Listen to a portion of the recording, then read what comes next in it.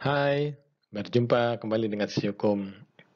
Kali ini kita akan bahas satu tema yang sedang banyak dibahas, yakni mengenai penerapan force majeure pada perjanjian kredit atau pada perjanjian utang.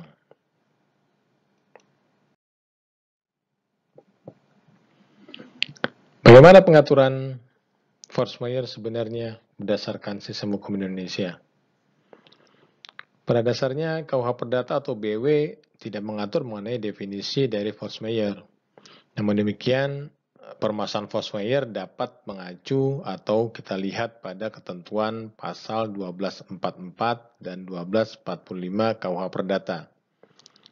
Kalau kita perhatikan, pasal 1244 KUH Perdata mengatur bahwa jika ada alasan untuk itu, si berhutang harus dihukum mengganti biaya, rugi, dan bunga apabila ia tidak dapat membuktikan dalam hal tidak atau tidak pada waktu yang tepat dilaksanakan perikatan itu disebabkan suatu hal yang tak terduga pun tidak dapat dipertanggungjawabkan padanya.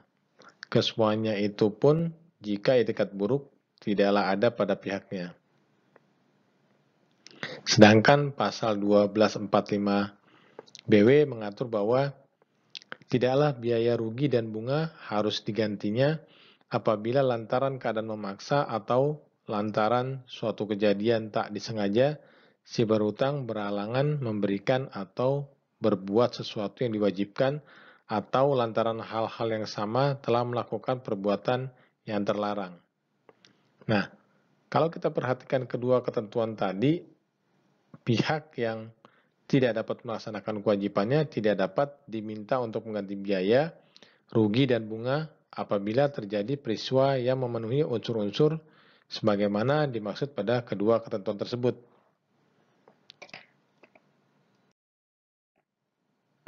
Pertanyaannya adalah, unsur-unsur apa saja yang harus dipenuhi? Jika kita teliti lebih lanjut ketentuan pasal 1244 dan 1245 KUH Perdata, agar suatu peristiwa dapat memenuhi kriteria force majeure, maka peristiwa tersebut harus mempunyai unsur-unsur sebagai berikut. 1. Adanya suatu kejadian tidak terduga oleh para pihak. 2. Kejadian tersebut tidak dapat dipertanggungjawabkan kepada pihak-pihak yang memiliki kewajiban. 3. Kejadian tersebut bukan merupakan kesalahan dari debitur atau pihak yang mempunyai kewajiban. 4. Para pihak tidak memiliki itikat buruk. Jadi ada unsur itikat buruk atau tidak akan berpengaruh di sini. Selanjutnya, bagaimana perjanjian-perjanjian kredit mengatur mengenai force majeure? Nah, ini pertanyaan yang menarik.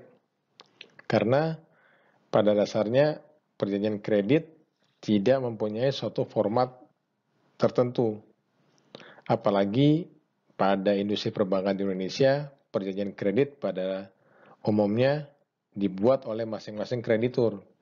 Jadi setiap kreditur akan mempunyai model perjanjian kredit sendiri-sendiri yang berbeda dengan kreditur lainnya. Kecuali pada perjanjian kredit yang disusun mengacu kepada loan market form documentation. Nah, di sana biasanya ada format LME yang pada dasarnya hampir sama isinya. Kalau kita teliti, dapat dikatakan tidak ada perjanjian kredit di Indonesia mencantumkan klausula mengenai force majeure. Mengapa demikian? Karena ya wajar saja tidak ada kreditur yang bersedia dana yang sudah dipinjamkan kepada debitur tidak dibayar kembali oleh debitur. Setiap kreditur pasti berharap semua dana yang sudah dipinjamkan kepada debitur akan kembali lagi. Atau kreditur tidak akan bersedia apabila debitur menggunakan klausula force majeure untuk menyatakan dirinya tidak mampu membayar hutangnya kepada kreditur. Terutama bagi kreditur perbankan. Ketidakmampuan debiturnya untuk membayar kepada kreditur atau suatu bank akan berakibat bank akan kesulitan untuk membayar dananya kepada nasabah penyimpan. Namun demikian, perjanjian kredit seringkali mencantumkan pembebasan kepada kreditur dari pembayaran denda apabila debitur terlambat membayar utang karena adanya kesalahan sistem pembayaran. Dalam hal ini kegagalan atau apabila terjadi permasalahan pada sistem clearing pembayaran pada mata uang yang digunakan sebagai mata uang pembayaran utang atau kewajiban berdasarkan perjanjian kredit. Namun demikian, hal ini tidak mengakibatkan debitur dibebaskan dari kewajiban membayar utangnya kepada kreditur. Klausula ini hanya mengatur mengenai pembebasan kepada debitur untuk tidak dikenakan denda atau penalti akibat keterlambatan melakukan pembayaran kepada kreditur. Apa efek dari force majeure? Sudah pasti si berutang akan dibebaskan dari kewajiban atau dari hukuman untuk mengganti biaya, rugi, dan bunga. Jadi kalau kita perhatikan, ketentuan force majeure adalah ketentuan yang membebaskan si berutang atau pihak yang berkewajiban melakukan perikatan dihukum dari mengganti biaya, rugi, dan bunga. Nah, pasal 1244 dan 1245 KUH Perdata tidak menyebutkan bahwa debitur dibebaskan dari kewajiban pembayaran utang. Hal ini cukup wajar rasanya, karena akan menjadi tidak adil bagi kreditur apabila debitur menggunakan force majeure untuk menyatakan dia tidak bisa membayar utangnya. Sedangkan di satu sisi, kreditur sudah menyerahkan uang kepada debitur.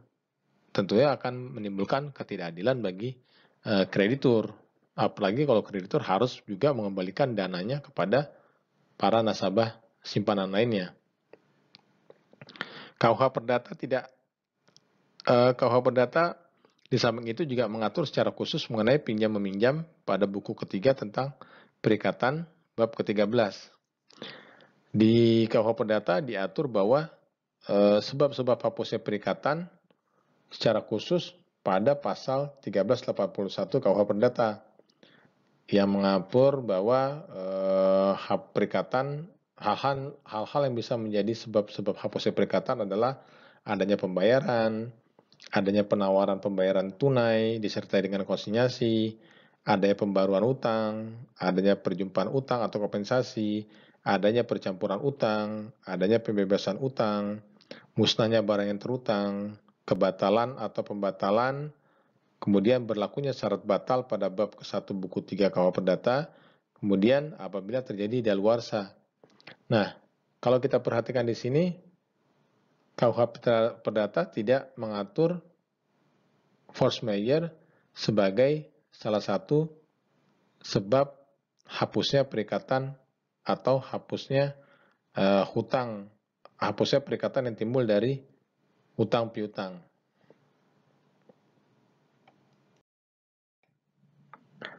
Bagaimana efeknya? Bagaimana efek dari force majeure pada perjanjian kredit? Dari uraian yang telah kita diskusikan tadi, tampak jelas bahwa pasal 1244 dan 1245 KUH Perdata tidak mengatur mengenai pembebasan debitur dari kewajiban pembayaran utangnya apabila terjadi peristiwa force majeure. Sehingga peristiwa force majeure sebagai alasan tidak membayar utang akan menimbulkan ketidakadilan dan ketidakpastian bagi kreditur karena debitur telah menerima uang dalam bentuk utang dari kreditur dan kreditur berbentuk bank tetap harus membayar kewajibannya kepada nasabah simpanannya. Demikian kesimpulan kita mengenai efek dari force majeure pada perjanjian kredit. Untuk selanjutnya, kita nantikan diskusi-diskusi kita. Demikian tadi diskusi kita mengenai pendirian, mengenai penerapan force majeure pada perjanjian kredit. Pantau terus update terbaru dari sisi hukum. Dan jangan lupa untuk klik tanda subscribe, lonceng, dan share. Terima kasih. Sampai berjumpa kembali di diskusi berikutnya hanya di Sisi Hukum. Bye.